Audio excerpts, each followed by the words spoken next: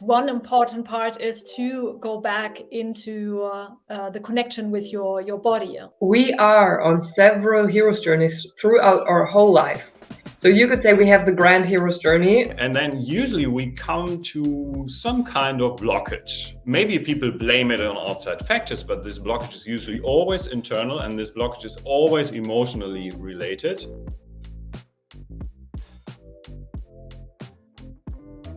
Today, we have a very special treat for you. We are speaking with the Hero Tribe, and we are joined by Diana, Camilla, and Sasha for our second ever Be Better Broadcast quadruple event, even though two of them are together on one camera, but it's still four of us. We're going to have a really great conversation. And to give you an idea of who the Hero Tribe is, the Hero Tribe's mission is to take people out of their ordinary world and send them on their personal hero's journey. We're going to be talking about your personal hero's journey. They believe that everyone has the slumbering potential to be the hero of their life story and live their true nature. Founded by Camilla, Sasha, and Joanna, the Hero Tribe started with training camps in different locations in Europe and Asia, and then grew into a worldwide community that accompanies people on their journey to live a better life.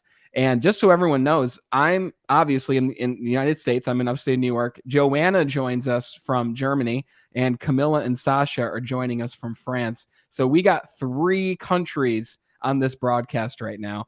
So Joanna, Camilla, Sasha, it is awesome to have you on the show.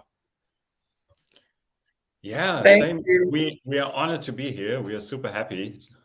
It's great to have you. I'm excited to talk about your journey together.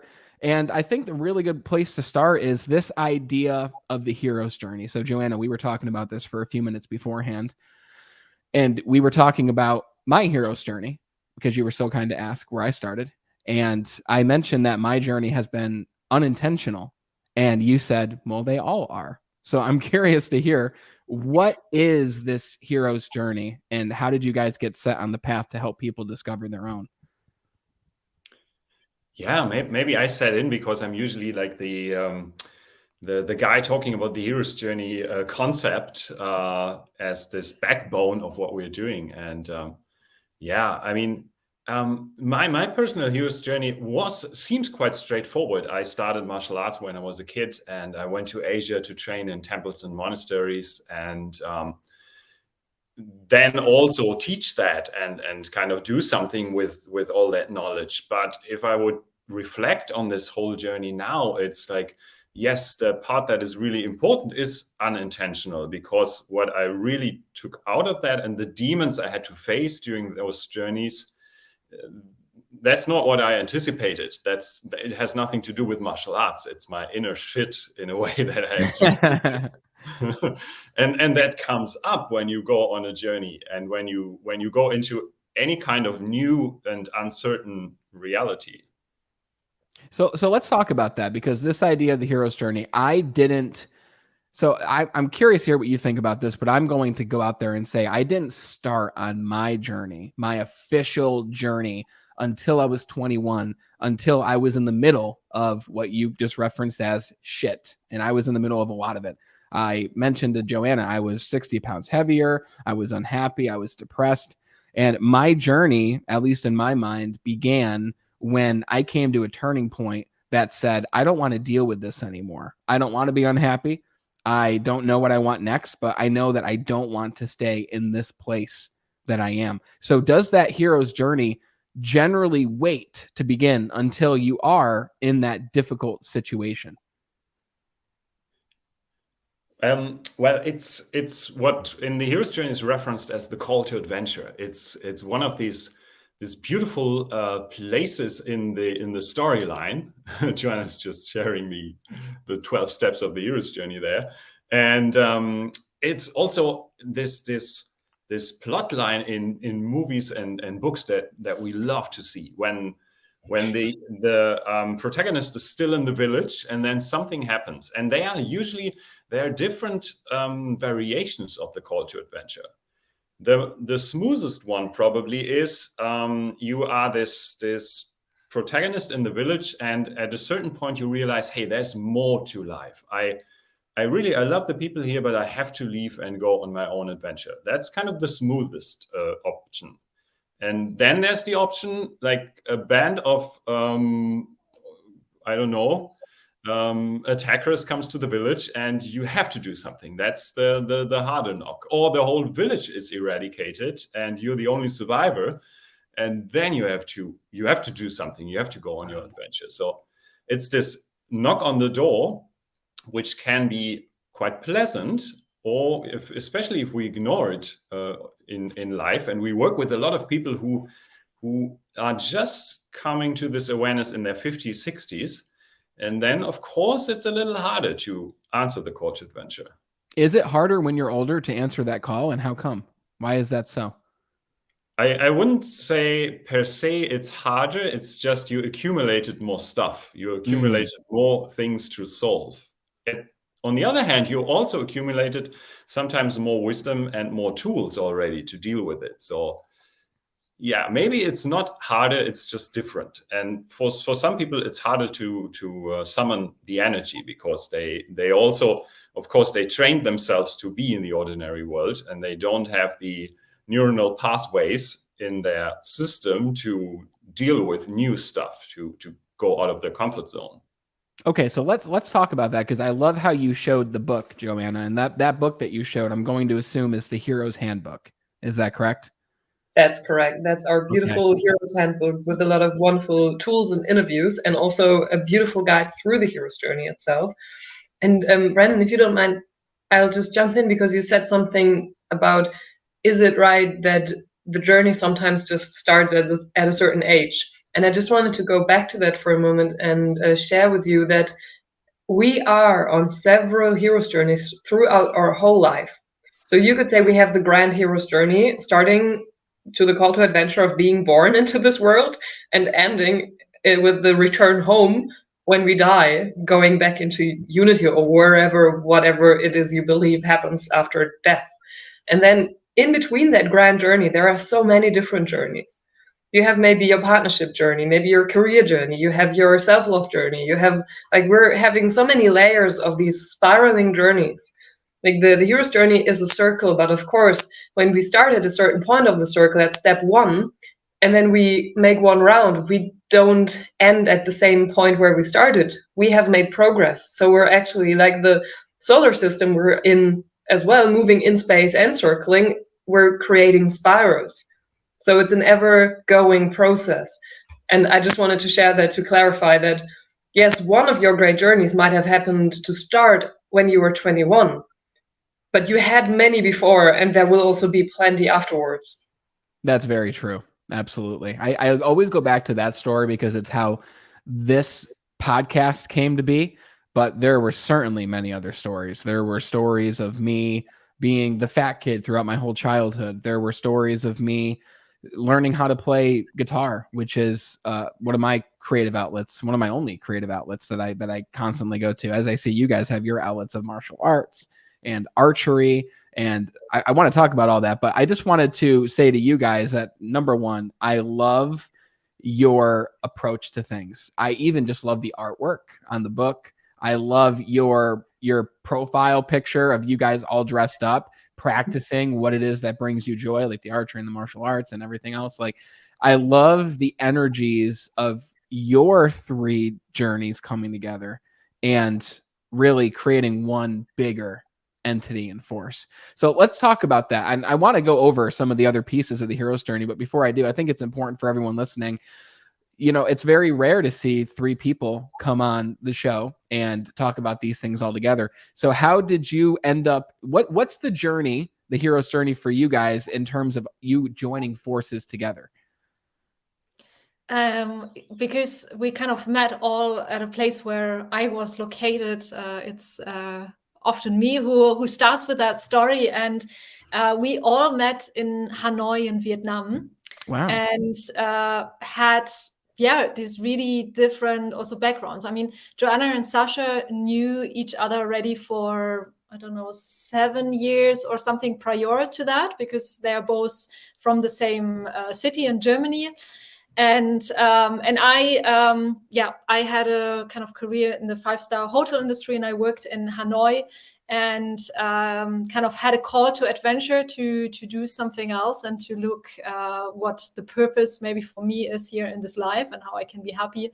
And then I signed up, or rather a friend kind of dragged me to a Qigong class. And there I learned Qigong from Sasha, and as well Joanna, because Sasha had created this beautiful Qigong system.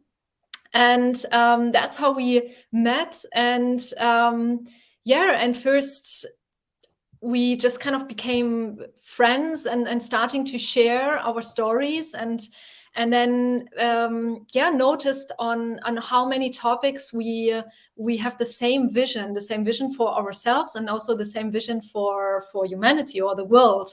And just wanted to bring that into the world, that people more embrace that they are the protagonist of their life, the hero of their life. And because we see, like, all three of us have these kind of different stories, but that is the beauty as well in sharing the skills. And that's how we got together and started as well with the Hero Tribe. I just want to add, and that's a beautiful story, by the way. I hear Qigong, and I saw you mention that, and I've seen your posts about that. How would you describe Qigong to someone who knows absolutely nothing about Qigong? Yeah, well, usually people reference Tai Chi then, and say, like, it's similar to Tai Chi, just you're not moving around. You're basically mostly standing around. But that's not how I would describe it now. It's more like, I would say it's a foundational movement practice that you can put under every other movement or sport that you do. And it gives you that basic understanding of how your mind and your body actually work together. And how the energy is moving through your system. If you see energy as something like the Chinese see it as qi, or just as the physical energy that moves through our veins and our bloodstream. And our cells. So it's a beautiful foundational system that nowadays there are top athletes using it to kind of better understand their own game in whatever they do, golfing or martial arts. Or what have you found a correlation between Qigong, archery, all these other creative ways of expressing yourself? Have you found a correlation between those things and your overall levels of happiness and or being the protagonist in your life? Have they both gone together?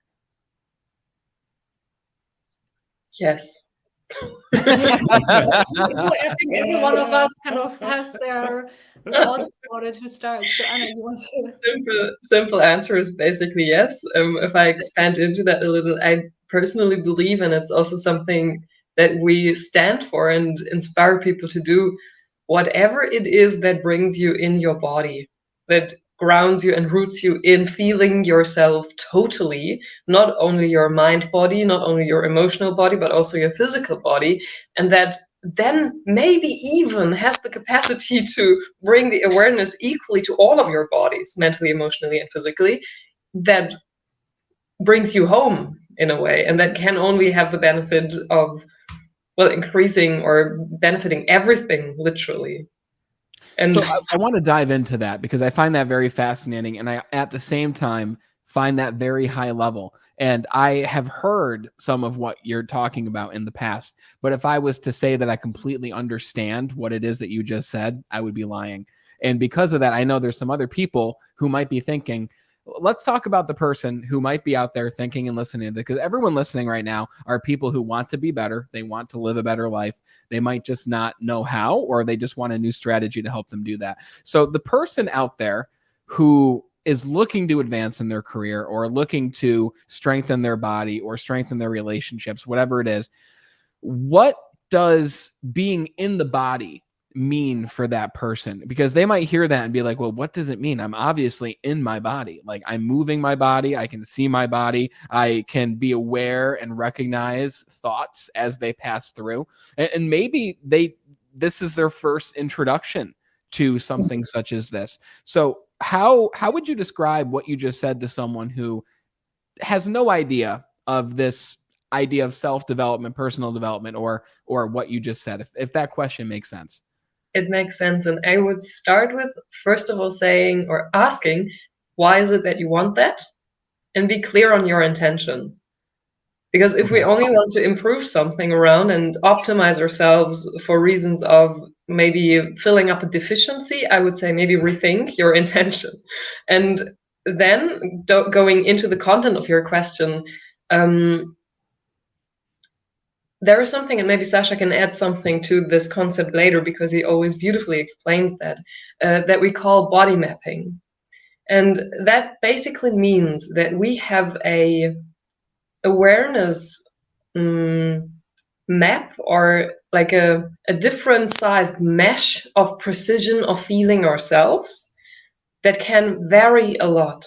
And usually, especially when we do a lot of external movements, like, for example, kickboxing or running, or like movements that are very like rough and have a very outer limb external movement style, we do know how to move our body, but we don't really have a very fine mesh of precision of knowing the different parts and layers of our body.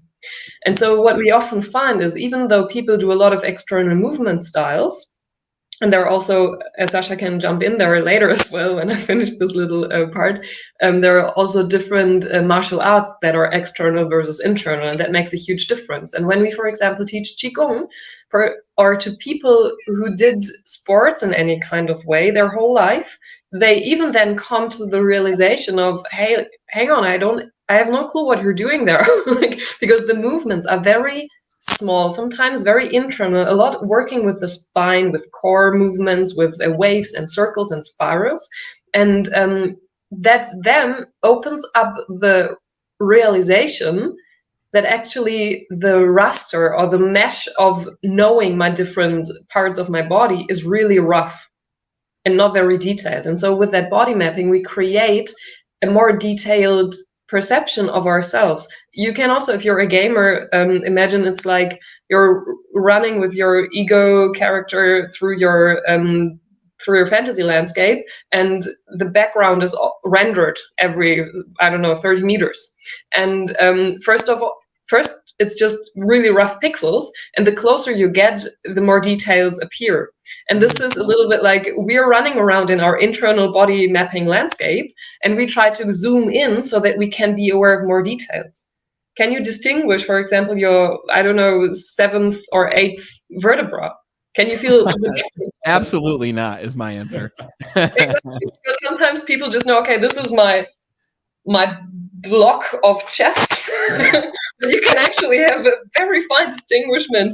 Okay, now I'm moving from my sternum. Now I'm moving from my belly button area. Now I'm moving my tailbone. Like, there's so many deep varieties of movement. And this is something that we dive into with our fundamental movement practices in the Qigong. And that's what we refer to as deeper detailed body mapping, and being in your body more, and not only in the outer perception of these are my limbs. Wow, fascinating, Sasha. I want to give you the chance to add to that if you would like, but because I have follow-up questions to that, but you might answer them. Yeah, first of all, thank you, Joanna, and I also think it's a brilliant question, because we all, and especially in the world of business and performance, we all want to be better. We all want to overcome all these hurdles, and we want to reach our goals. And the obvious approach for most people is like, okay, well, how can I don't know, how can I get more money? What strategy change can I do? But usually we run into problems because we are repeating the old patterns all over again. And we all carry with us, some people call it trauma, other people say, hey, I don't have trauma, I just have some habits that are not very beneficial. And to deal with them, I need the body, because we are born into this fleshy suit that we carry with us. And also, all the memories, all the trauma is stored in this body. And every trauma therapeutic person can tell you that if you want to overcome something from your childhood, you cannot just rethink it and then it's gone. You have to persuade the body into relearning, and that's why we need the body, and we need this fine motoric skills. And that's how Joanna described it as well. If I don't understand the body, of course, it's very hard to resolve blockages. So let's dive into this, and thank you for giving me this breakdown of what Qigong helps you to accomplish, because I'm going to ask you some other questions about it too, just because I'm curious and I know other people listening are curious. So if I'm the person who says, I want to, like you said, Sasha, I want to make more money. And then you come to me and you say, okay, let's start with some Qigong. It's like, well, how is Qigong going to make me more money, right? And then you explain what you just said of there are traumas and experiences that are stored in the body, right? And it reminds me of this book that I recently read. What is the name of the book? It was an incredible book by Gabor Mate. If you've read Gabor's work, and I'll post it later. I'll put it on the screen or something so people know. But it talks about what you're talking about right now, right? And how we hold these traumas in our bodies and we can release these traumas, right? So when you help people, like let's say because you guys have a monthly class that you offer to people for free. When you have that class and you're working with people who are new to these principles, where does one begin in releasing those traumas that have been stored in the physical body? And kind of a dual question here, if I can, how do you help to explain to them, these normal everyday people who might be new to self-development and personal growth, how do you explain to them the importance of coming home to your body, like you mentioned, Joanna, in relation to making more money? Who wants to go? Well, yeah, I have a thought about that. I mean, let's stick to that person who just wants to make more money. And then one thing is to identify where's the weak spot. And I mean, you're the expert for that, Brandon. So, but in that case, for example, I would say like, okay, where is that weak spot? Do you usually mess up your sales calls, for example? Yeah, I don't know. I just finished 30% of them, or and then, yeah, why? And then usually we come to some kind of blockage. Let's call it a blockage. And that blockage is, maybe people blame it on outside factors, but this blockage is usually always internal, and this blockage is always emotionally related. And there we have the kind of the entry portal, the key. And then it would be an easy thing to do, for example, is to counter it with the right embodiment, with the right Qigong exercise.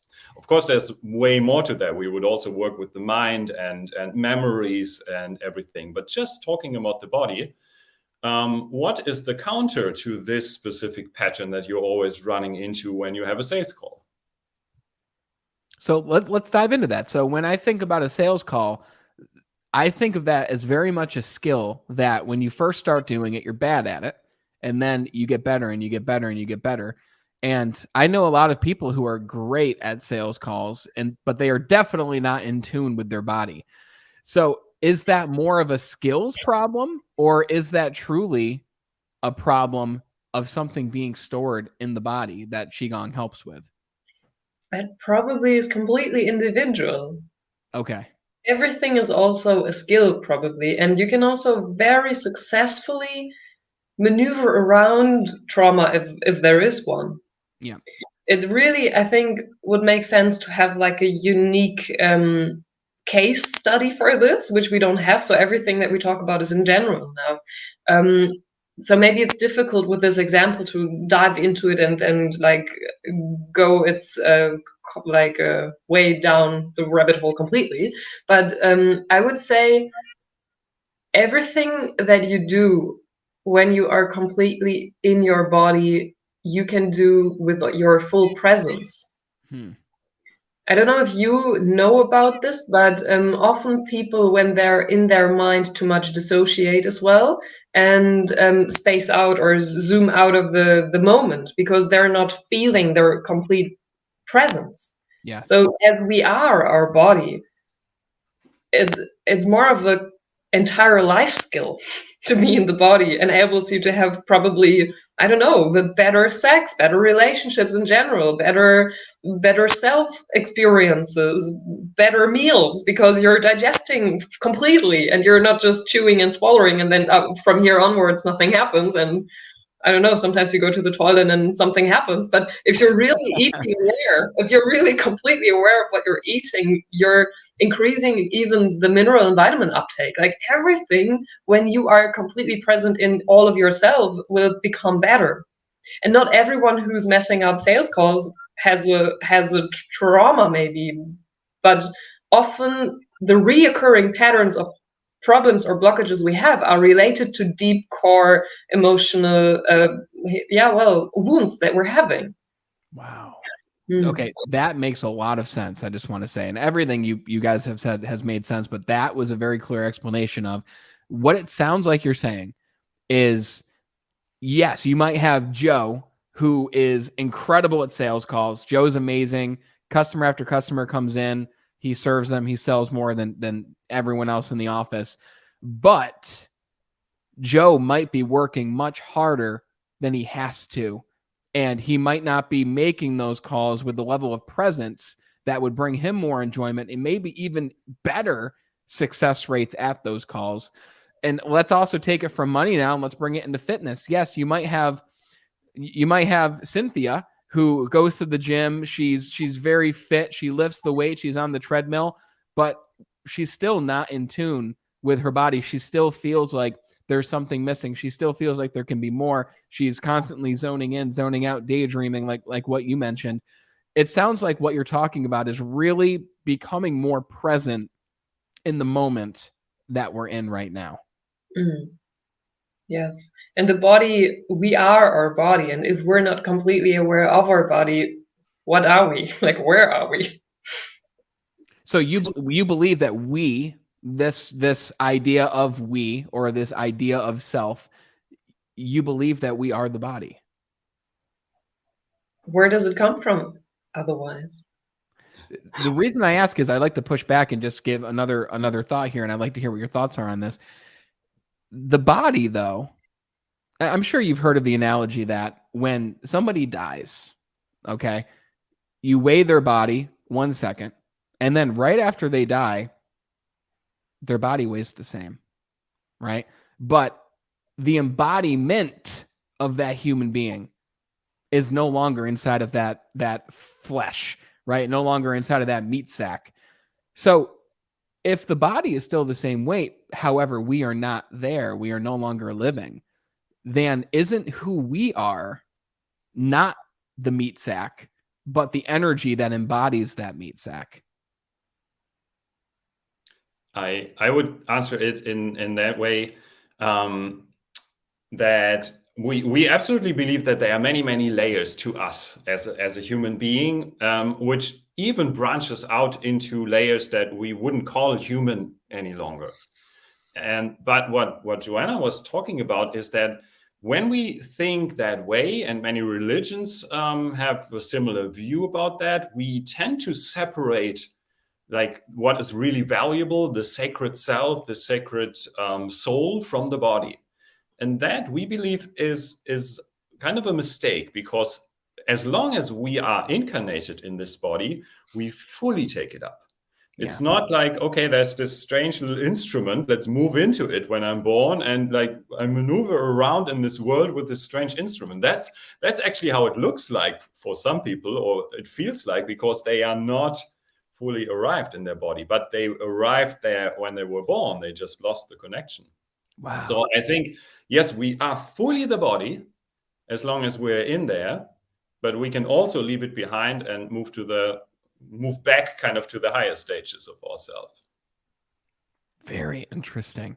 Okay, so I am a novice at this, and that's why I'm asking these questions, because this is new information for me. I've never had someone come on here and talk about, I've heard of Qigong, but like, I've heard about it in passing. I've never really looked into it. So let's talk about the person listening who says, I want to be more in my body. I want to see, because believe me, I'm going to try this, and I'm going to take the first steps after this conversation, because I am genuinely curious, and I know other people are going to be as well. So talk to me now about, okay, how can you help me or someone else who's looking to reach that next level of their human potential? And truly, it sounds like you call it the protagonist, but really, how can we become the main character of our life? And where do we start in becoming and coming home to our body, like you mentioned before? Who wants to answer? Sasha? Camilla? Well, I guess like how we would work like with you would be as well, like from different angles, because yes, one important part is to go back into the connection with your body, and that Qigong is a beautiful tool to start learning it, because everything is like a training. So for me as well, back then when I met Sasha and Joanna, I definitely was not very much in my body, and so when I start just doing Qigong, I learned again to connect. And also like the Qigong that we are training and doing, it's not just about moving your body and getting the connection there, but it has an effect like on the whole, also your mindset, and then to use it in certain areas. And so that's like one part. And then another part, of course, is also to look at like, okay, you know, where do you want to go? There comes the whole mindset part, and how do you set up your days, your weeks.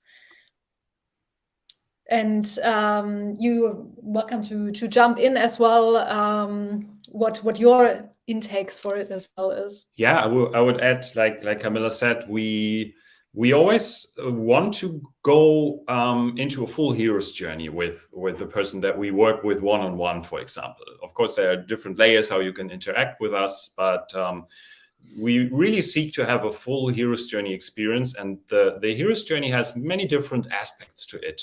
Of course, there is this aspect of, what is my vision actually? Do I want to pursue one of the visions that are available in society?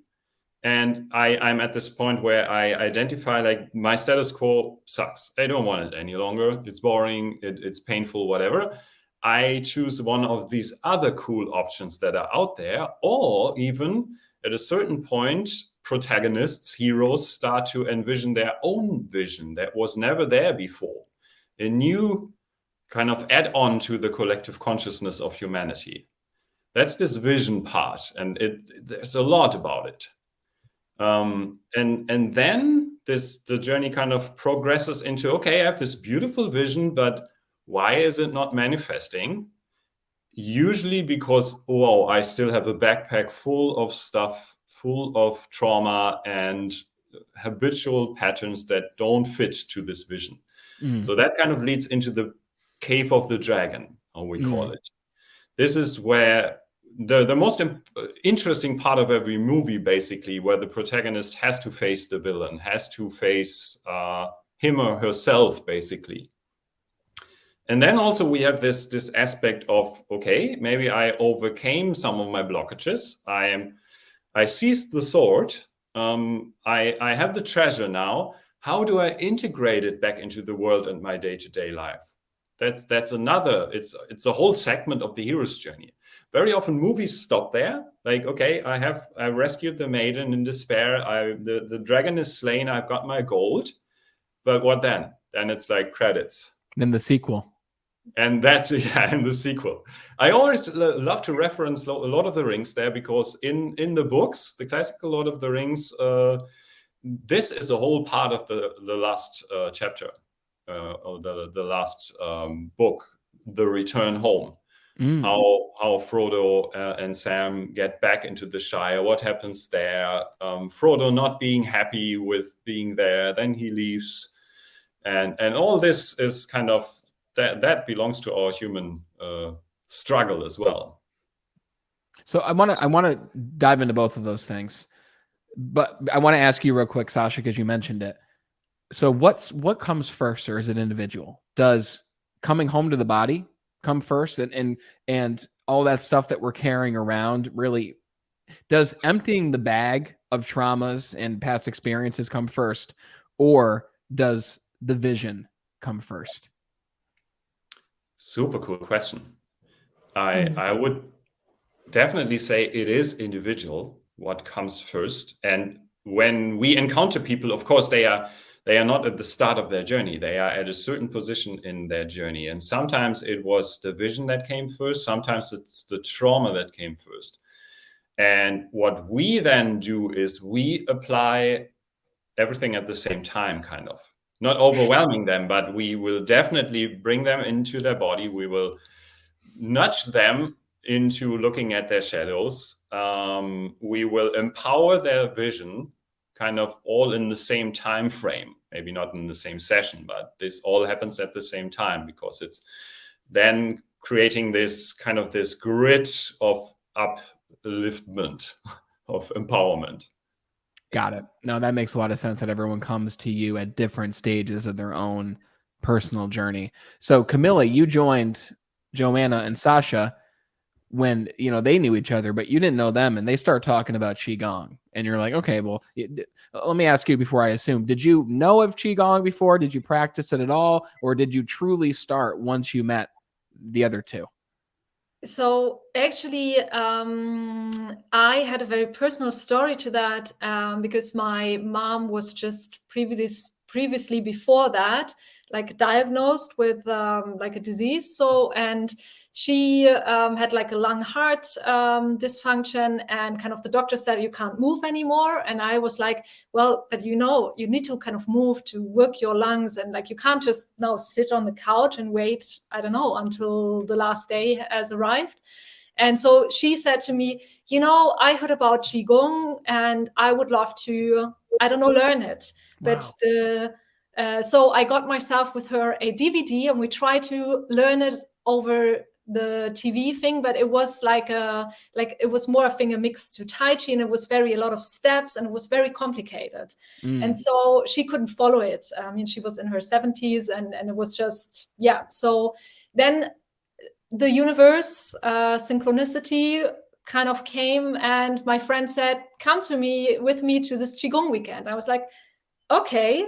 And so I was then eager, like actually, first of all, I thought like, oh, Qigong, that's far too slow for me. I love running and working out and just, you know, just get my body working. And so Qigong was like very slow. And I thought, okay, I do that and I can learn it, and then I can show it my mom, and it will be very beneficial for her.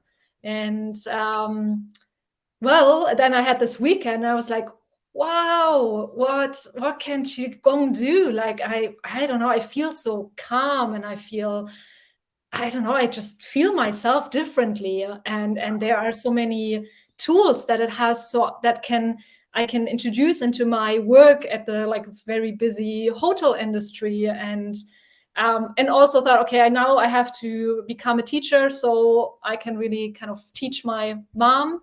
And so I brought it back to her as well, and she used it, and it was helping her a lot in her years like afterwards. And so it is like for everyone. So it's for the young people who also maybe need to kind of go running and do much other things, but also you can, like my mom did it being in the hospital and sitting on the bed, and just by doing these very small, soft, slow movements, she was able to change her state, her inner state. That's great. No, that is a powerful story. And that's the thing that, you know, doctors are great people. Most of them, right? They're great people. They want to help people, but they don't know about Qigong, right? Or they're uncomfortable and recommending something that can't be medically or, you know, proven with medicine or pharmaceuticals or whatever it might be. So they told her to just do nothing as a result, right? And they probably believed that that was the best thing for her. But there's these other options out there, such as Qigong, that you have to go and seek yourself, or you come upon it yourself, just like you said you did with, you know, the serendipity of going to that retreat and practicing it for yourself and then teaching her. So I feel that's for me at the same time, because I, again, have never talked about Qigong before. I'm going to look into it after this. But let me ask you this, Camilla, as a follow-up to that. What two questions here, not to keep loading the questions, but one, is this something that, and I guess this is for any of you, is Qigong something that you practice every day? Is this something that you wake up and you do when you wake up? Like, how do you incorporate it into your routine? That's the first part. And the second part is, how long did it take to see benefits? And what would you say, Camilla, are the main benefits that you experience from practicing Qigong? Okay, you have to help me that I remember all those questions. Go ahead. You take it whatever direction you want. One of your questions was that, like, when do you see benefits of it? And Yes. I think you can notice them kind of immediately, like after whatever, like a class of 20 minutes or 45 minutes, you will notice a difference. You will notice what Qigong can do to your system. And of course, the more you practice it, the more you can also easily connect with it in your day-to-day life, and also other things that you do. And it gets faster. Like now, with certain exercises, I just have to do them 1-2 times, and I am in the state that I want to gain through it. And then your question was like, how am I have it in my routines? And I love to do it every day. And sometimes it's just one small movement that I do, or it is like a whole set of this Qigong. But also by practicing it and being aware of it, I do other things in my day-to-day life differently as well. Like I am more aware. Like cooking can be a way of practicing Qigong as well. So when I do the cooking, I already kind of try to be in the stance like we have in the Qigong, and be just more conscious about what I'm doing. And another question that you had, help me out there. There was a third question to that. No, I think you answered them. I'm very impressed at your ability to remember all those questions I asked in the first place, but you did answer them very well. So it's something, just to, to repeat what you said back in the way that I heard it. This is something that is a discipline that you do throughout your day. You have maybe a time in your day that you do it, but you're also practicing it as you do the quote unquote little, maybe even mundane tasks throughout the day that a lot of people, including myself, like if I'm cooking a meal, I might become unconscious while I'm cooking that meal, not like passed out, but you understand what I'm saying. Like I'll do it without if I was unconscious, that'd be a bad thing, but I won't remember the act of cooking. Just like when we're driving, like as an example, rather than listening to, hard rock and metal and drowning out thoughts, we can maybe drive and practice Qigong while driving, so we can be more present while we're on the road, while we're taking that trip. It sounds like a lot of what you're talking about is being aware and more present for those daily small things that we do that we don't even realize that we're doing anymore, because we're constantly just thinking of the next thing, the next thing, the next thing. It's bringing you into this moment. Yeah. And that's the embodiment anchor. Yeah. It's basically a mindfulness practice that includes the body. I mean, mindfulness is a big topic, and we have many modalities to kind of train it, meditation and breath work and so on. And in a sense, I always felt that Qigong kind of combines it all. We still do all the other practices, but it's just a beautiful practice that brings it all together, and also allows you to feel the body and always be present. How is your positioning? Maybe not always. Of course, we slip out of it every day, but coming back gets faster. And Camilla also said, we get faster into the state that we want to go into. And I'd just like to explain that in more detail so that the listeners also understand, so that you understand what that means. So in the Qigong system, it's called Secret Elements Qigong, from the Chinese 5 elements: the wood, the fire, the earth, the metal, and the water element. there are emotional qualities, also the meridians, the organs, and trillions of different qualities assigned each to one of these elements. And we are working with the well, for us, enjoyable, good, you could say, if you want to dualistically, well, put a label on it, the good emotions going along with that element. So, for example, for the wood element, that is also now suiting to the time of the year, with this new beginning of the light is increasing, the year is starting to expand, and the flowers are starting to come out. This is a like emotional quality of creativity. And so when we do the Qigong exercise for the wood element, for example, we are embodying the expansion in the movement, in the breath, and the synchronicity. The movement is always synchronized with the breath. There are patterns of the yang phase of the movement increasing and going outwards, and the yin phase of a movement coming back to the center, back to the core of oneself. And there we add visualizations that have impact on our emotional system as well. So we're visualizing, for example, expansive forces of, let's say, a tree. And we are thinking ourselves into that tree. So we're making a jump and expanding as well our own mind and body experience and tapping into these emotions. And so what Camilla meant with we're all jumping faster into this state is we're a little bit like Pavlov conditioning. We're training ourselves to jump into emotions. Wow. And that is a very useful tool. Also, when we go back to Joe the salesman, if he's nervous before a call, he can do the earth element and calm down his system instantly with 2 to 3 breaths if he's practicing it regularly to be ready for stage or sales or whatever it is that one needs. I appreciate you tying that all back together, because it's you essentially snapping yourself into a state of being or a specific emotion that will best serve you for the situation that you're in. Exactly. And the Chinese people would probably say it's taming the dragons. The dragons. That sounds much cooler. I love that. So that's the beauty of you guys. You take these things that we might have heard of, but you make it fun, and you tie it all together into this other universe that is helping people in so many different ways. So I wish I could talk to you guys forever about these things, because I didn't know where this conversation would go, and I'm very happy with the direction it went, because I've learned a lot. I know other people listening will have as well. So let me ask you this. Would you say that your book is the next best step for people listening to take these principles to that next deeper level? Could you show us, Joanna, the book one more time? So I can answer. So the book is The Hero's Handbook. It looks amazing. I love that book. It just looks so cool. The artwork. Did one of you do the artwork, or did you hire that out? Because it looks super good.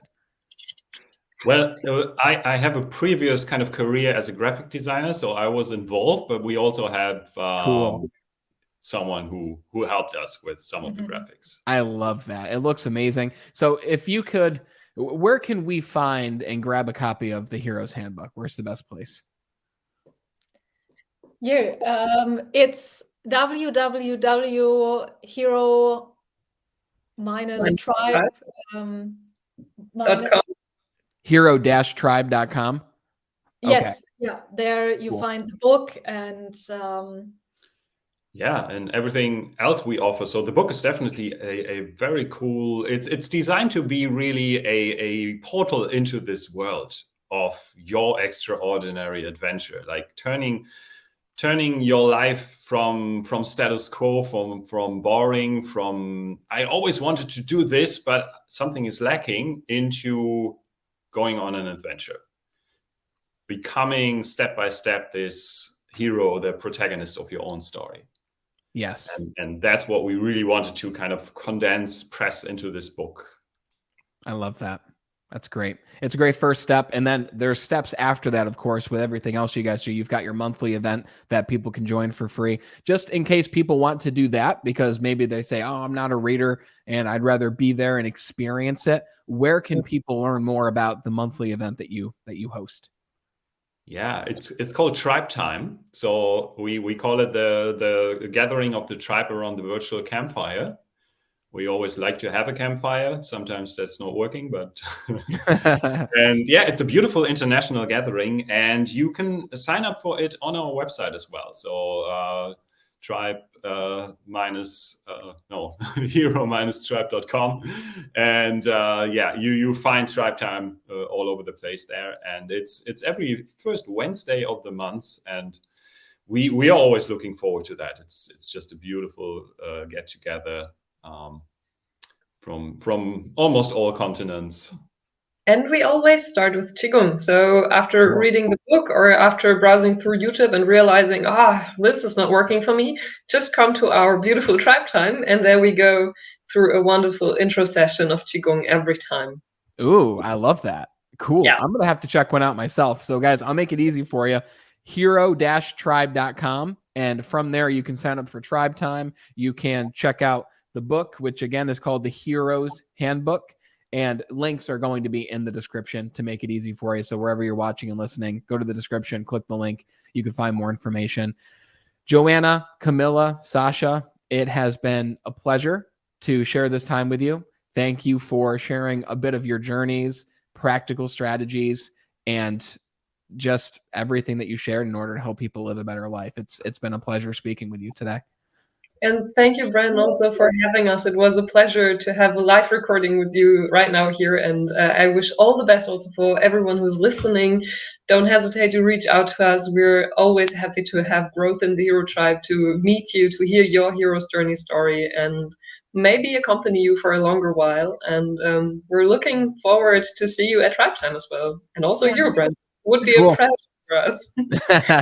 That'd be fun. It'll be a fun time. So thank you everyone for watching and listening. If you enjoyed this conversation, please share this show with just one other person who could use it as well. We don't run ads. We don't run sponsors. We don't want to interrupt your experience. And we've grown because you shared the show. So thank you for watching and listening. Check out the link for the descriptions for Tribe Time, for the Hero's Handbook, and for the website as well. So you can go check out what Joanna, Camilla, and Sasha are working on. And until we speak again next time, continue to be better.